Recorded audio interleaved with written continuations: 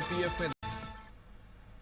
नमस्कार, बहुत स्वागत है आपका। आप देख रहे हैं स्वराज एक्सप्रेस। मैं हूं आपके साथ राघवेंद्र। बुलेटिन की शुरुआत करते हैं एक बड़ी खबर के साथ, जहां मध्य क्षेत्रीय परिषद की बैठक के बाद अमित शाह ने प्रेस कॉन्फ्रेंस की और इस प्रेस कॉन्फ्रेंस में कांग्रेस सरकार पर जमकर निशाना साधा। अमित शाह ने कहा कि कांग्रेस सरकार ने समर्थन नहीं किया। भूपेश सरकार पर निशाना साधते हुए कहा कि भूपेश सरकार ने केंद्र सरकार का कोई भी किसी तरह का सहयोग नहीं किया।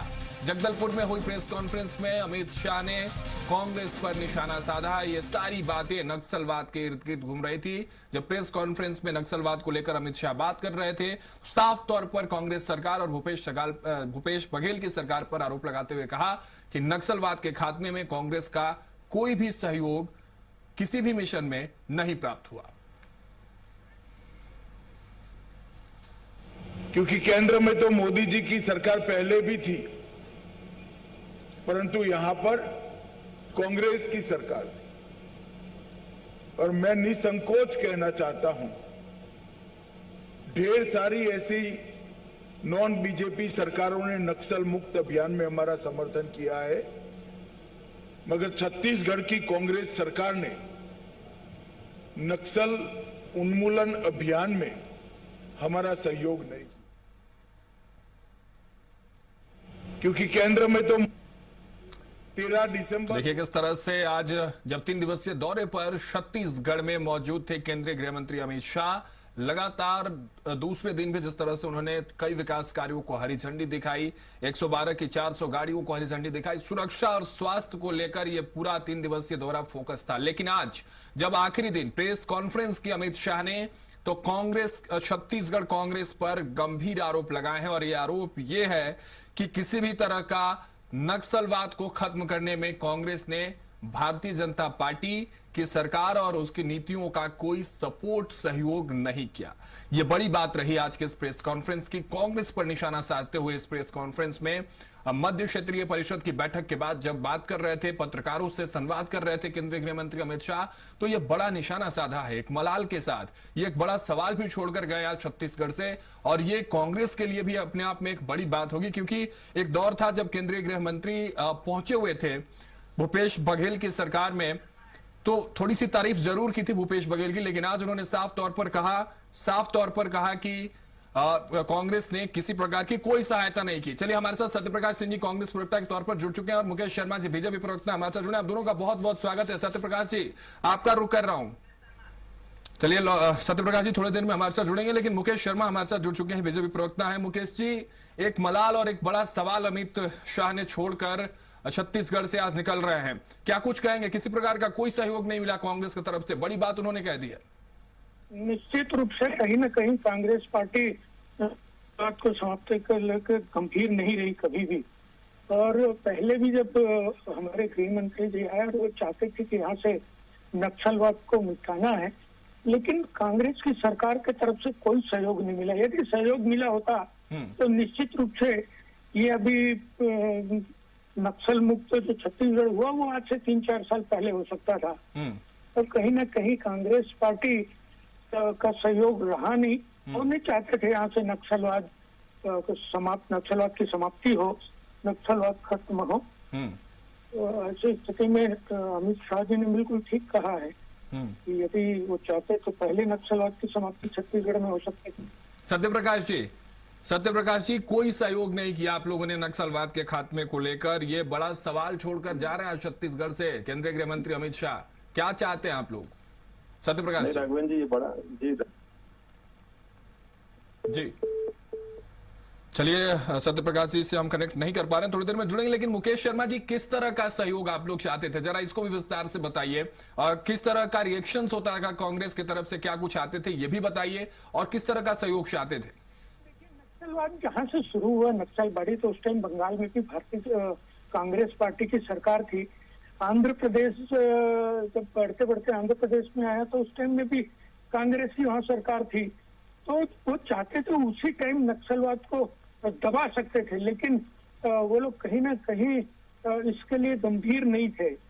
और वो पता नहीं क्योंकि वो उनको ऐसा लगता था कि इससे कुछ राजनीतिक लाभ ले सकते हैं। तो इसके मुकेश जी, साथ- यही सवाल देखिए, नक्सलवाद को लेकर हमने बहुत चर्चाएं की, बहुत बार बातें रखी गई, लेकिन यही आरोप कांग्रेस भी आप लोगों पर लगाती रही कि आप लोग भी इसका पॉलिटिकल कहीं ना कहीं प्रॉफिट लेने की कोशिश करते रहे। हालांकि जरूर नक्सलवाद की तस्वीर अब खत्म हुई आपकी सरकार में, लेकिन यही सवाल, यही आरोप जो आप सत्यप्रकाश जी की पार्टी पर लगा रहे हैं, ये लोग भी सेम सवाल उठाते हैं आप लोगों के साथ। देखिए, कभी भी ये गंभीर प्रयास इनका रहा हो तो ये बताएं। कभी भी गंभीर ये थे नहीं नक्सलवाद को लेके। और अभी भी जब हमारे गृह मंत्री जी ने 2 साल पहले ये संकल्प लिया कि 31 मार्च 2026 को हम नक्सलवाद को समाप्त करेंगे, तो उस ठीक है, समय सत्यप्रकाश भी जी जुड़ गए हमारे अनेक साथ, प्रकार मैं के लेता हूँ ये लोग- आप तक लौटता हूँ मुकेश जी। सत्यप्रकाश जी, किसी तरह का कोई सहयोग नहीं कांग्रेस की तरफ से नक्सलवाद खात्मे पर, क्या कहेंगे? देखिए राघवेंद्र जी, अभी आपने बोला कि बड़ा सवाल छोड़ गए। बड़ा सवाल नहीं है, बड़ा झूठ बोल के गए। और बीजेपी के शीर्ष नेतृत्व हो या यहाँ के लोग हो या मुकेश शर्मा जैसे वरिष्ठ नेता है, मगर झूठ बोल रहे हैं, मेरे को खुद बहुत खराब लग रहा है। किस तरह से झूठ बोल देते हैं वो प्रदेश की जनता, देश की जनता जानती है। इनका तो विचारधारा है झूठ बोलो जितना झूठ बोलो।